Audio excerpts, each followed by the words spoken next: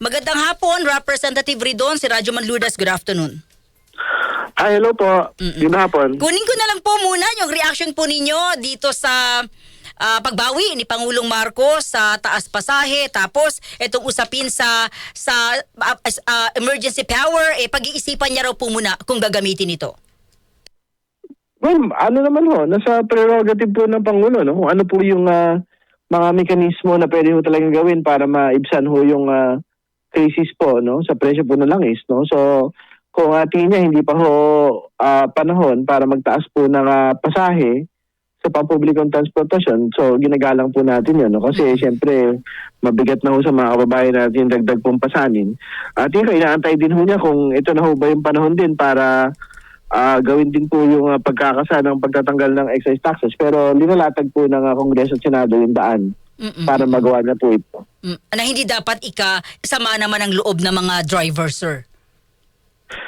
Kailangan po talagang tiyakin po ng pamahalaan na yung pong tulong sa kanila ay tuloy-tuloy, hindi one time. Kasi siyempre alam naman ho natin na hindi naman ho pwedeng ang social protection sa mga drivers, operators, isang beses lang ho. Lahat ng higit, tuloy-tuloy naman ho yung kalagayan ho natin na mataas yung presyo ng produktong petrolyo sa pandaigdigang pamilihan. Hindi ba? So dapat tuloy-tuloy po yung tulong ng Pangulo at ng pamahalaan sa kanila po. Sir, meron ho ba kayong komento kasi yung isa hong kasama nyo ring mambabatas, inihirit na baka pwedeng libre na lang muna yung MRT, LRT at yung carousel at hindi 50% lang?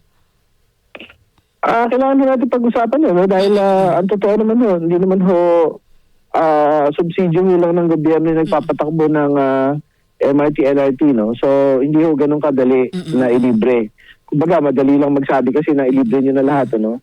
Nang hindi ho nakikita yung numero. Mahalaga ho makita muna natin yung numero kung ano po ba yung pwede at ano ho hindi pwede. Okay. Representative, sumagot na po ang kampo ni Vice President Sara Duterte. Okay, number one, sabi niya, yung kanyang sagot ay ibig sabihin, hindi dapat sagutin kasi wala namang laman yung reklamo ninyo. Sabi ho nila yun, ano? Pero tingin ko malinaw naman ho yung mga dokumento at ebidensya na nandun. Ba't ho ng mga dokumento at mga testimony yung pong mga laman yung pong mga complaints, no? Yung grounds sa confidential funds, yung pong usapin ng SALN, yung usapin po ng pagbabanta. Faction hindi naman conclusion yun. Video, ginawa niya Vice President ho yun. So paano nila sasabihin na puro speculation saka conjecture lang ho yung mga bagay na yan. So, huwag ho nilang linlangin yung tao dyan ho sa bagay na yan. Kasi kung ayaw na sumagot, okay lang, gagalangin mo natin yun. Pero magtutuloy ho yung proseso ng komite pong ito. Dapat ibasura, recycled complaint, nilabag daw ang due process. Parang hindi naman ho. Kaya nga siya pinasagot Kasi wala ng due process violation. Meron ng due process violation kung hindi siya pinasagot. In fact, pagka nagpunta ko kami sa hearing proper, meron din siya karapatang magbigay ho ng mga ebidensya at paliwanag sa bawat stage po, bawat ground po ng proceeding. So, wala ho yun, hindi ho totoo yun. Dapat hindi ho magpapaniwala yung mga kababayan ho natin dun sa mga abogado nagsasalita ni VP Sara. Opo, double standard daw po. Bakit ganun yung kanyang ang pagtrato sa impeachment niya laban sa impeachment ni PBBM? Nasagot na rin ho niya kahapon So, nung sa pagdinig, ano? Una ko sa lahat, sa impeachment ho ni PBBM, wala naman ho laman yung mga dokumento nun, puro mga news article.